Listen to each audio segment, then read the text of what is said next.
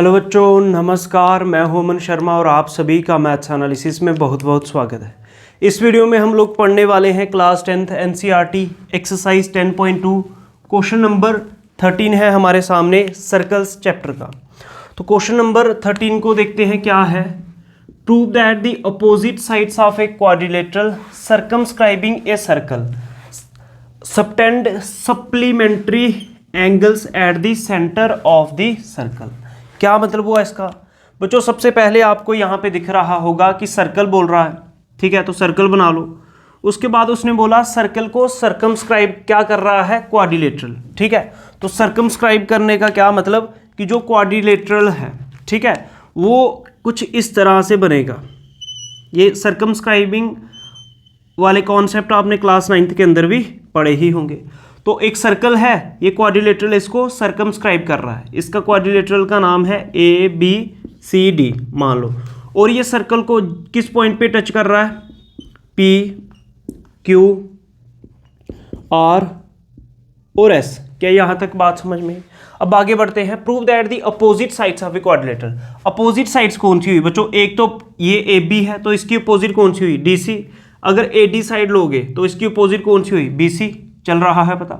तो in opposite sides की बात कर रहा है, ठीक है। तो क्या बोल रहा है? Prove that the opposite sides of a quadrilateral, कि क्वाड्रिलेटरल की जो अपोजिट साइड्स हैं, ठीक है, circumscribing A circle subtend supplementary angles at the centre of the circle. ये जो सर्कल है ना, ध्यान से सुनना बच्चों, सर्कल का जो सेंटर है, सर्कल के सेंटर पे जैसे ये एक अपोजिट साइड है AB, तो ये कुछ एंगल बनाएंगी सेंटर पे, और ऐसे ही इसके अपोजिट साइड कौन सी है, DC, ये भी कुछ एंगल बनाएंगी सेंटर पे।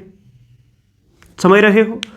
ध्यान से सुनो बच्चों, ये जो है ये एंगल सेंटर पे बन रहा है जो, ठीक है, सेंटर को मैं O लिख लेता हूं, ठीक है, ये सेंटर है, मैं O बाहर लिख रहा हूं इसलिए क्योंकि आपको कंफ्यूजन ना हो। ध्यान से सुनो बच्चों, जैसे AB और DC ये अपोजिट साइड है, तो ये जो दोनों अपोजिट साइड्स हैं ये सेंटर पे एंगल बना रही है। जैसे ये एंगल बन रहा है और ये एंगल बन रहा है, इन दोनों एंगल्स का सम 180 डिग्री है। सप्लीमेंट्री वर्ड का क्या मतलब कि इन दोनों का सम 180 डिग्री है। मतलब क्या हुआ कि आपको प्रूव करना है एंगल A, सेंटर को मैंने O माना हुआ है, लो लिख दिया, centre angle AOB plus angle ये वाला एंगल है, ये वाला एंगल सेंटर पे, ये अपोजिट साइड सेंटर पे कौन सा एंगल बना रही है, ये, और ये वाली अपोजिट साइड सेंटर पे कौन सा एंगल बना रही है, ये। इन दोनों एंगल्स का सम कितना, 180 डिग्री। तो इस एंगल को कैसे लिखोगे, एंगल AOB, और इस एंगल को कैसे लिखोगे, angle DOC plus angle DOC equals to 180 degree. बोलो क्या ये बात समझ में आई? आपको ये प्रूव करना है, या ये प्रूव कर दो या फिर क्या प्रूव कर दो। दूसरी अपोजिट साइड क्या है बच्चों? एक अपोजिट साइड है AD और इसकी अपोजिट साइड कौन सी है, BC। तो ये दोनों भी तो क्वाड्रिलेटरल की अपोजिट साइड है। तो ये वाली साइड जो है ये कौन सा एंगल बना रही है, ये एंगल बना रही है, और ये साइड सेंटर पे कौन सा एंगल बना रही है, ये वाला एंगल बना रही है। चल रहा है पता? तो इन दोनों एंगल्स का सम भी 180 डिग्री है। सप्लीमेंट्री मतलब 180 डिग्री। तो अब इस एंगल को कैसे लिखा जाएगा, बोलिए। ये सेंटर है, यहाँ पे है O, तो इस एंगल को लिखा जाएगा angle AOD, angle AOD plus angle ये वाला एंगल, और दूसरा अपोजिट साइड ये है, इसके अपोजिट साइड कौन सी है, ये। तो ये एंगल क्या लिखोगे, angle BOC, angle BOC equals to 180 degree. तो बच्चों ये दो चीज़ें आपको प्रूव करके देनी है। समझ में आ रही बात? ठीक है, यही मतलब हुआ स्टेटमेंट का जो क्वेश्चन के अंदर लिखी गई है, ये आपको प्रूव करनी है, ठीक है। क्वेश्चन समझ में आ गया होगा, यहाँ तक क्वेश्चन समझ में आ गया होगा। तो गिवन में सबसे पहले क्या लिखोगे बच्चों?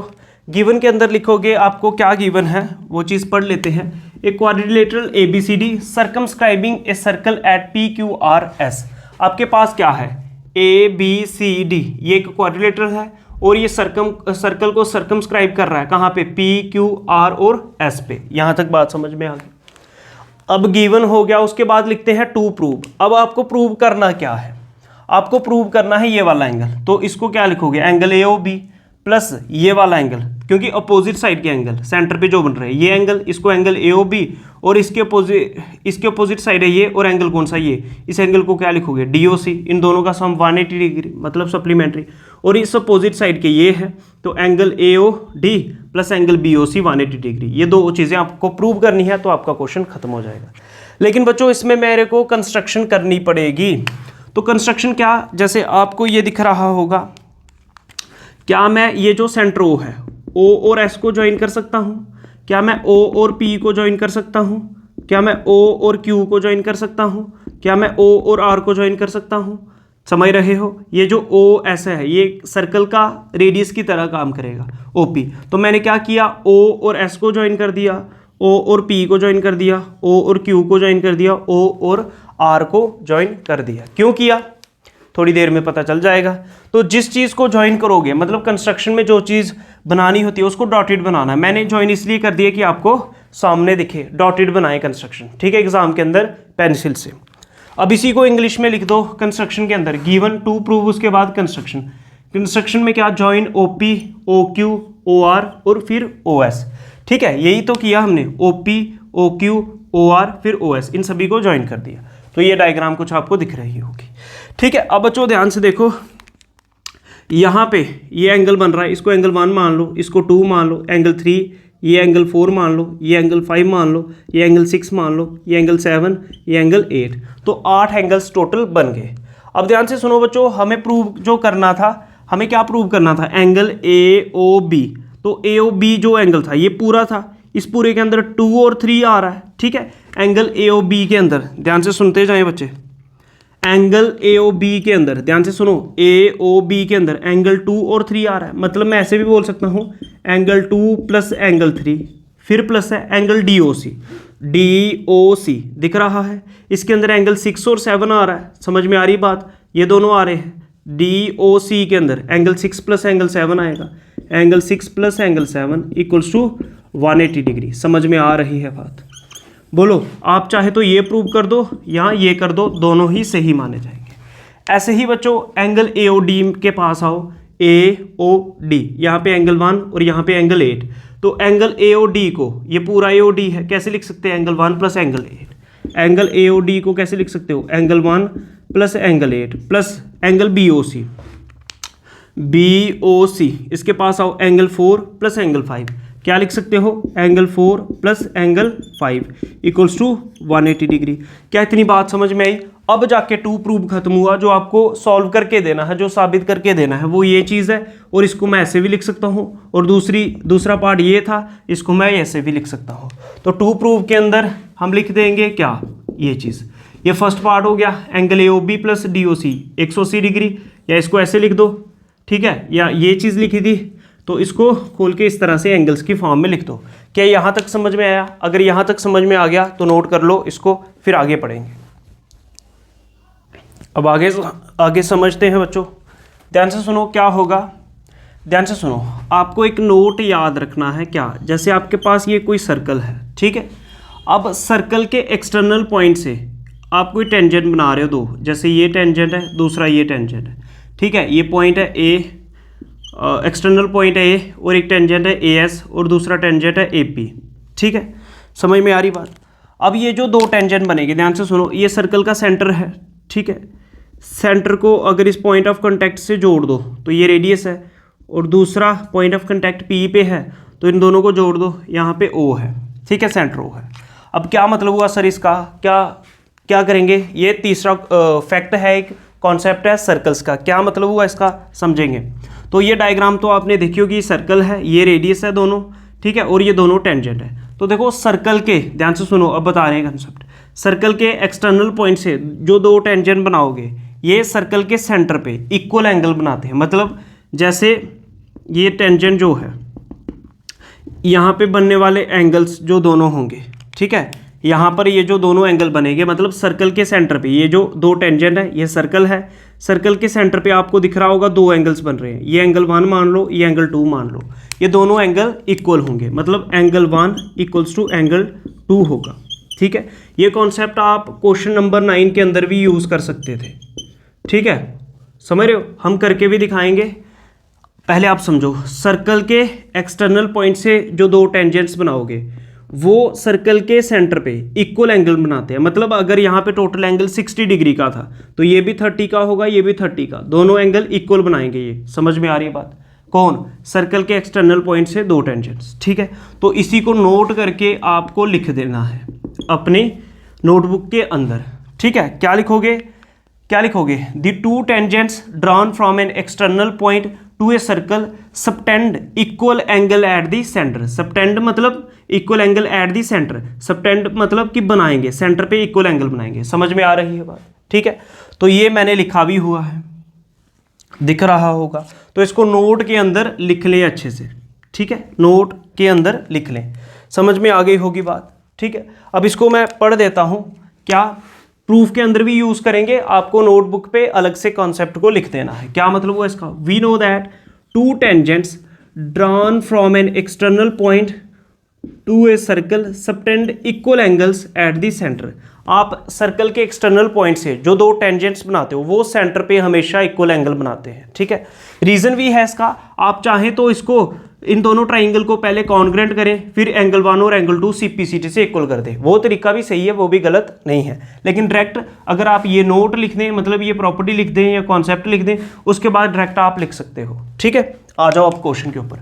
जैसे ध्यान से देखो, ये सर्कल है, ए इसका एक्सटर्नल पॉइंट है, AS और AP ये दो टेंजेंट है, और ये सेंटर O पे एंगल 1 और 2 बना रहे हैं, इसका मतलब एंगल 1 और 2 इक्वल होंगे। तो यहीं से मैं लिख सकता हूं एंगल 1 इक्वल्स टू एंगल 2। समझ में आ रही है बात? ठीक है, उसके बाद ध्यान से देखो, BQ और BP ये भी तो सर्कल के एक्सटर्नल पॉइंट से टेंजेंट बन रहे हैं, और ये सेंटर पे देखो, ये टेंजेंट सेंटर पे एंगल 3 और 4 बना रहे हैं, इसका मतलब एंगल 3 और 4 भी इक्वल होंगे। ठीक है, एंगल 3 इक्वल्स टू एंगल 4। बोलो चल गया बता? ठीक है, ऐसे ही देखो, C सर्कल का एक्सटर्नल पॉइंट है, CQ और CR दो टेंजेंट है, और ये सर्कल पे एंगल बना रहे हैं, दोनों टेंजेंट कौन सा, 5 और 6, इसका मतलब एंगल 5 और 6 भी इक्वल होंगे। तो क्या लिखेंगे, angle 5 equals to angle 6। Same इसी तरह से ध्यान से देखो, सर्कल का एक्सटर्नल पॉइंट है D, DR और DS क्या है, टेंजेंट, और ये एक्सटर्नल सर्कल के सेंटर पे एंगल 7 और 8 बना रहे हैं, तो इसको क्या लिख दोगे, एंगल 7 इक्वल्स टू एंगल 8। ठीक है, बोलो यहां तक पता चला? यहां तक पता चल गया हो तो नोट कर लें। नेक्स्ट देखते हैं बच्चों, नेक्स्ट कॉन्सेप्ट क्या है आपके सामने। जैसे आपके पास कोई पॉइंट है O, इस पॉइंट O के ऊपर जितने भी एंगल्स बनेंगे, जैसे मान लो ये कोई पॉइंट था O, उसके ऊपर एंगल बन रहे हैं, ये जैसे एंगल 1 है, ये 2 है, ये एंगल 3 है, ये 4, ये एंगल 5, ये एंगल 6, एंगल 7, ये एंगल 8। तो किसी भी एक पॉइंट के ऊपर जो सारे एंगल बनेंगे, ठीक है, जितने भी एंगल बनेंगे, देखो टोटल ऐसे सर्कल की तरह दिख रहा होगा, तो किसी भी पॉइंट पे जो सभी के सभी एंगल बनेंगे, उन सभी का सम जो है, सम करके कितना आता है, 360 डिग्री। समझ में आ रही बात? ठीक है, तो क्या मतलब हुआ, क्या नोट है, sum of all angles subtended at a point is 360 degree. क्या मतलब हुआ इसका, ये जो आपको एक पॉइंट O दिख रहा है, जैसे यहाँ पे पॉइंट O दिख रहा है, तो यहाँ पे यहाँ से 1 से लेके 8 तक, 1 से लेके 8 तक, 1 से लेके 8 तक जितने भी एंगल बनेंगे, सभी एंगल्स का सम 360 डिग्री होगा। ठीक है, तो ये कॉन्सेप्ट आपको याद रखना है। ठीक है, वैसे भी याद रख सकते हो, जैसे सर्कल की तरह ही बन रहा है पूरा, तो 360 डिग्री होता है इसका सम। ठीक है, सर्कल की रोटेशन पूरी। ठीक है, समझ में आ रही बात? तो मैं क्या लिख सकता हूँ, which implies angle 1 plus angle 2 plus angle 3 plus angle 4 plus angle 5 plus angle 6 plus angle 7 plus angle 8 equals to 360 degree. बोलो चल रहा है पता? सभी एंगल्स का सम कितना आ जाएगा, 360 डिग्री। ये आप नोट करके कॉन्सेप्ट में ये चीज़ भी लिख लें। बोलो चल गया पता? ठीक है, यहाँ तक नोट कर लो। नेक्स्ट समझते हैं, ध्यान दीजिए। अब देखो, इन सभी को मैं अगर इक्वेशन फर्स्ट मान लूँ, सभी को ध्यान से सुनो। अब आपके पास क्या आ चुका है, सभी के सभी एंगल्स का सम कितना आ चुका है, 360 डिग्री। ठीक है, अब मेरे को चाहिए क्या बच्चों, अगर मेरे को फर्स्ट पार्ट प्रूव करना है तो एंगल 2, 3, 6, 7 चाहिए। क्या चीज़ चाहिए, एंगल 2, 3, 6 और 7, इन सभी का सम 180 डिग्री चाहिए। ठीक है, समझ रहे हो, क्योंकि यही तो ये साइड और ये साइड अपोजिट है, तो सेंटर पे 2, 3 और 6, 7 ये दो एंगल और ये दो एंगल, समझ रहे हो, इनका सम करके 180 डिग्री चाहिए। अब मतलब ये जो है सेंटर पे 2 और 3 है, मतलब क्या क्या चाहिए, ध्यान से देखो, 2 चाहिए, 3 चाहिए, फिर क्या चाहिए, ये साइड सेंटर पे कौन से एंगल बना रही है, 6 और 7, मतलब 6 भी चाहिए, 7 भी चाहिए, मतलब मेरे को 1, 4, 5 और 8 नहीं चाहिए। ठीक है, तो मैं क्या करूँगा, इनकी वैल्यू यहाँ से देख लूँगा कितनी है। जैसे फर्स्ट इक्वेशन में देखो, एंगल 1 कितना है, 2 के बराबर, तो एंगल 1 की जगह क्या लिख लो, एंगल 2 प्लस एंगल 2 तो मेरे को चाहिए, प्लस एंगल 3 भी चाहिए, प्लस एंगल 4 नहीं चाहिए। तो एंगल 4 की वैल्यू क्या है देखो, एंगल 3, तो एंगल 4 की जगह क्या लिख दो, एंगल 3, प्लस एंगल 5 भी नहीं चाहिए, और एंगल 5 की वैल्यू क्या है, एंगल 6, तो एंगल 5 की जगह लिख दो एंगल 6, प्लस एंगल 6 तो मेरे को चाहिए, प्लस एंगल 7 भी मेरे को चाहिए, प्लस एंगल 8, एंगल 8 नहीं चाहिए, तो एंगल 8 की वैल्यू देखो कितनी है, एंगल 7, तो एंगल 8 की जगह लिख दो एंगल 7 इक्वल्स टू 360 डिग्री। क्या आपको ये स्क्रीन के अंदर दिखाई दे रहा है? ठीक है, दिखाई दे रहा है। अब बच्चों ये पता चल गया होगा आपको, लेकिन इसके सामने रीज़न क्या लिखना पड़ेगा, इसी के सामने, इसके सामने लिखोगे यूजिंग इक्वेशन फर्स्ट। आपने क्या किया, ये जो फर्स्ट इक्वेशन थी इसको यहाँ पे यूज़ कर लिया। अभी यूज़ करा क्यों?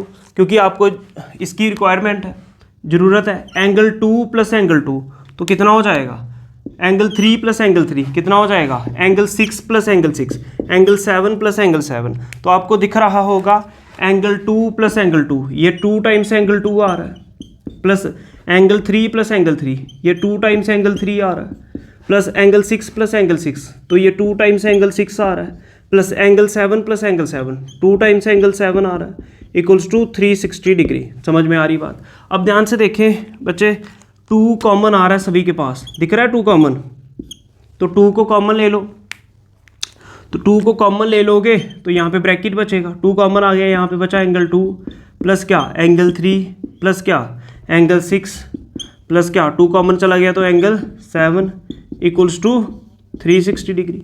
अब 2 मल्टीप्लाई में है इन सभी के, तो 360 डिग्री के डिवाइड में चला जाएगा, angle 2 plus angle 3 plus angle 6 plus angle 7 equals to 360 degree upon 2। तो इसको कैंसिल कर दोगे, कितना बचेगा, 180 डिग्री। समझ में आ रही बात? तो आपने क्या प्रूव कर दिया, angle 2 plus angle 3 plus angle 6 plus angle 7 equals to 180 degree, angle 2 plus angle 3 plus angle 6 plus angle 7 equals to 180 degree. यही आपको प्रूव करना था। अब एंगल 2 प्लस एंगल 3 है क्या, एंगल 2 प्लस एंगल 3 तो एंगल AOB है, तो इन दोनों की जगह आप क्या लिख सकते हो, angle AOB plus angle 6 plus angle 7, angle 6 plus angle 7, ये पूरा एंगल है, ये पूरा एंगल है DOC plus angle DOC equals to 180 degree. बोलो बात समझ में आई कि नहीं आई? तो यही मेरे को फर्स्ट पार्ट के अंदर प्रूव करना था, angle AOB plus angle DOC equals to 180 degree. बोलो बात समझ में आई? ठीक है, यही तो 2 अपोजिट साइड्स थी और सेंटर पे ये एंगल AOB और DOC ही बना रही थी। इन दोनों का सम सप्लीमेंट्री मतलब 180 डिग्री आना चाहिए था। ठीक है, यहाँ तक समझ में आ गया हो तो नोट कर लें, आगे समझेंगे बच्चों। अब सेकंड पार्ट में आपको क्या करना है, सेकंड पार्ट में आपको प्रूव करना है angle AOD plus angle BOC, क्योंकि AD और BC भी अपोजिट साइड है और सेंटर पे ये एंगल बन रहा है, इनका सम भी 180 डिग्री। आपको करना नहीं है, सिर्फ इसको लिखना है सिमिलरली। इसी तरह से एंगल AOD प्लस एंगल ये सेंटर पे बना रहा है BOC equals to 180 degree. Similarly ऐसे कर सकते हो, मतलब क्या, एंगल 1 प्लस 8 AOD के अंदर कौन सा आ रहा है angle, angle 1 plus angle 8 plus BOC के अंदर कौन सा एंगल आ रहा है, angle 4 plus 5, angle 4 plus angle 5 equals to 180 degree. तो सेम इसी तरह से कर सकते हो। अगर किसी को प्रैक्टिस करनी है वो बच्चा घर में करता रहे, ठीक है। सिमिलरली करके लिखोगे, एक को सॉल्व करोगे, पूरे मार्क्स मिलेंगे। और एंड में लिख देना हैंस प्रूव्ड, कि आपने पूरा प्रूव कर दिया। ठीक है, इस वीडियो में इतना ही रखते हैं। ये क्वेश्चन नंबर 13 का सोल्यूशन था। अगर आपको मैथ्स एनालिसिस की ये वीडियोस अच्छे लग रहे हैं तो वीडियो को लाइक करो, शेयर करो, चैनल को सब्सक्राइब करो। जय हिंद, जय भारत, नमस्कार।